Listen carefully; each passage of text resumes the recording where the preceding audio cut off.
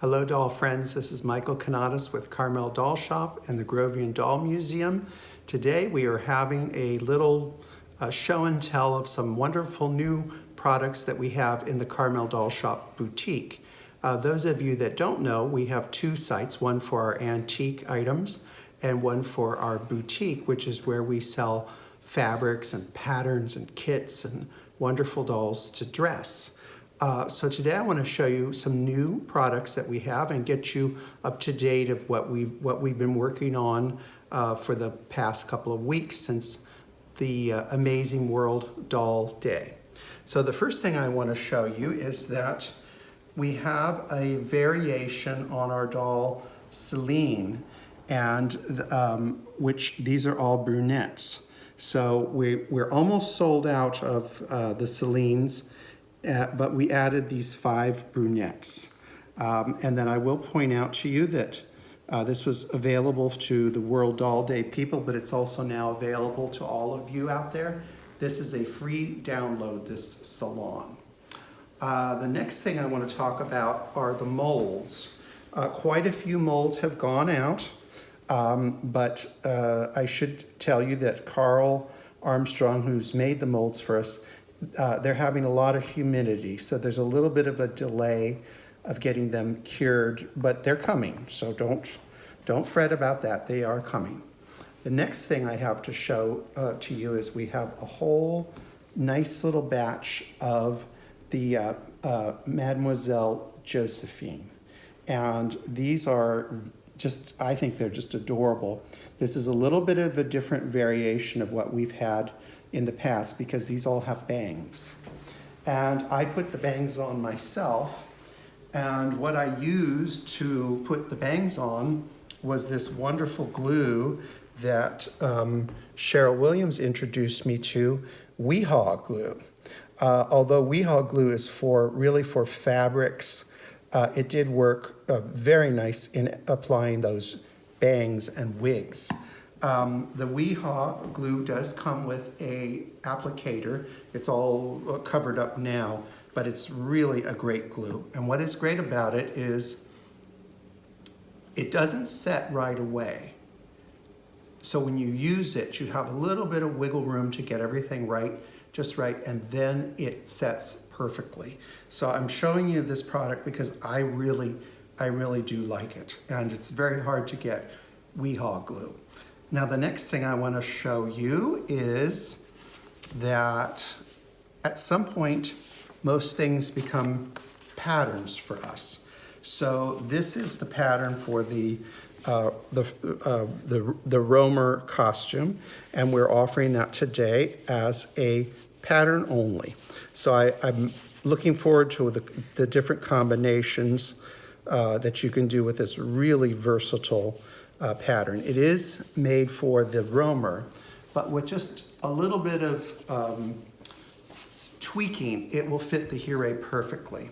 And the other new pattern that we're offering is Denise Beese's 2-for-1. So in this pattern, you get the pattern for 2 ensembles. So 2 completely different looks. You could do it in the same fabric, or you could do it in 2 different fabrics. So that's what we have here. Now I'm going to walk over here and show you this little selection of artisan made shoes. Now, this isn't very many shoes, but you will notice on the site today that there's going to be over 100 pairs of shoes. And the ones I want to really point out, I mean, they're all great to put on dolls, but the ones that are going to be really, I think, should be coveted are the little tinies. Little tiny shoes for antique dolls are almost impossible to get. And I think one of the reasons is people don't like to make them because they're very, very difficult to make. I cannot guarantee that once the stock is depleted, that we can't fulfill it again. So get in and get what you want, because we won't be having them again. Now, the next thing I want to show you is fabrics. So as you're all probably pretty aware out there in the world, the chain of supply has some problems, but we managed to get a group of vintage fabrics, and I'm really, really pleased with them. The first one I want to show you is this Iridescent Changeable Silk. In one way it's green, in another way it's peach, and then sometimes it's pink. This was very popular from the 18th century up until the early 19th century and on. But it is a fabulous fabric, and it's a great weight. The next one I want to show you is this one. I think is a real treasure.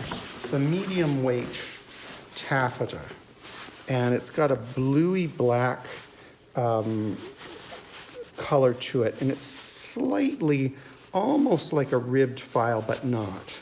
Very, very beautiful fabric. And then the next one is, this was a real treasure to get. It is a taffeta that is backed, and this is a separate piece of fabric that is, I believe, glued on to it. So it's a nice heavyweight, mid-weight piece, perfect for 1870s dresses. Then we have some very nice white taffeta, black taffeta, and then a gorgeous plaid, which this I think is just great. This is a medium weight, very, very nice to do a Hure piece or a Romer piece. You could actually use two of these patterns that we have would work great with this. Now I'm going to go over here and I'm going to show you some more. And here were some really good finds. This is a gorgeous file, and it's kind of a camel color, but again, it changes in the light. And then another one in a lighter camel color. Well, I wouldn't say that's exactly. David and I will argue later about what color it is. So those two, these are very hard to find. Again, perfect for 1870s, 1880s. And then we have some more checks, plaids, I guess I should call them. And this one's very nice. There's not a lot of this one, but I thought it was really worth having. And then look, it's got this wonderful edge that you could do so much with that. You can just fold it over and do, your decoration right there. And then some more of our plaids that are just fabulous. And then this one, I think this one's sensational for an 1860s costume. Now, I think some of you want to always have your plaids tiny, but in the 19th century, they were bold. Let me find the edge of this, the end of it. They were bold, and when you start to pleat this in, it becomes so much less. You can pleat it so that you have just the gold showing. And I am known to pleat in 40 inches of fabric into a 8-inch waist. So you can just start doing that and you have just a fabulous 18th century look. This would work for one of the new fashion dolls, but also if you were doing China head or a pairing in it would work really, really good. Then I want to show you these. This is a satin, and it is just delicious. It's like a pale green, almost, in some lights it's almost ecru, but it is definitely in the greens. Gorgeous. And this would work really good if you were going to do our costume Forget-Me-Not. This would be a really good companion for that. But you could also do the Forget-Me-Not with these two colors. Right here would just be to die. So this is the satin, and this is the taffeta. And it works together really wonderful. I think these are just great. And again, you've got this wonderful edge that could be utilized in so many ways. You know, I mean, we like to do fringing of the fabric, but it's really nice when they've already done it for you. And then this one, I just think this is to die for. And again, it appears to be a big pattern, but when you start to pleat this in, the pattern does not become, it's not so bold. In Rose Percy's dresses, we have some fabrics in this scale. So this, again, is really a treasured piece of fabric because you've got the taffeta and then you have the satin. The stripes are very much in a satin.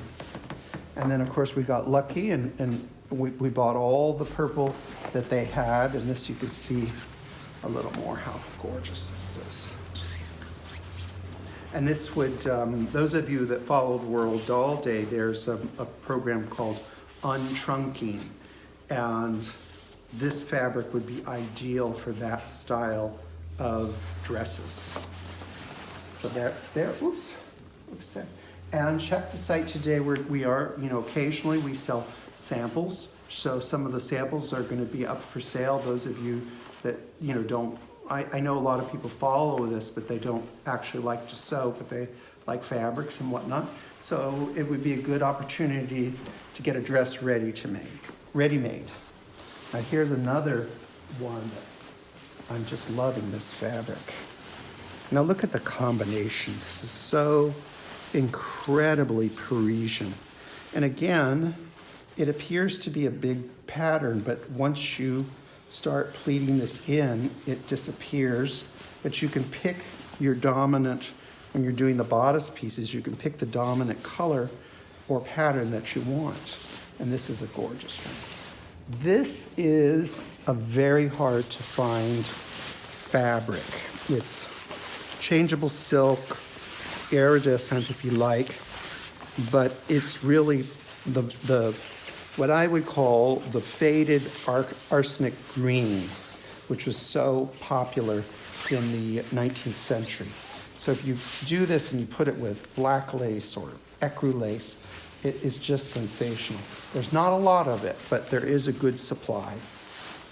And the next one, this is an embossed silk.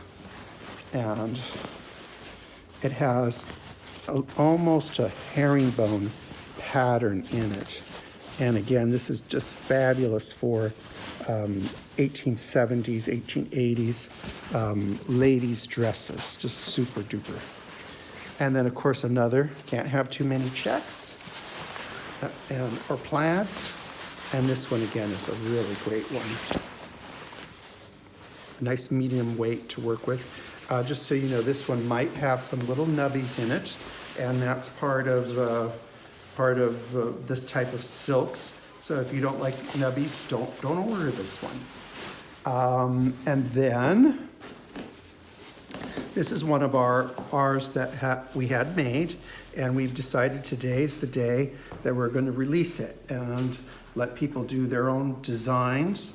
So this will be the first of that to show up. And then in the millinery department, there's a big amount of new hats, and I don't see one, but we have done a couple of hats forms in these. And those of you that don't know, we create these here, and they're very stiff, but they're easy to sew into. So you can do all the sewing, decorating, ribbon, and then now we finally found the really good glue to glue, you know, your embellishments on with the Weehaw glue. And then the last things that I have to show you, this has been actually a hard thing for us to find, is just plain old white taffeta. So we've got some nice white taffeta, and it's just a very good quality, very, very sculptural. And then here's some beautiful taffeta that has lavenders, but slightly iridescent. Not quite, but slightly. So the thing to look for in the update is we have new patterns. We have the shoes, a whole bunch of shoes. We've got the girls, and a whole bunch of fabrics. So I hope you can go in and have a look at that, and hopefully there'll be something that will catch your fancy. So, bye-bye, doll friends.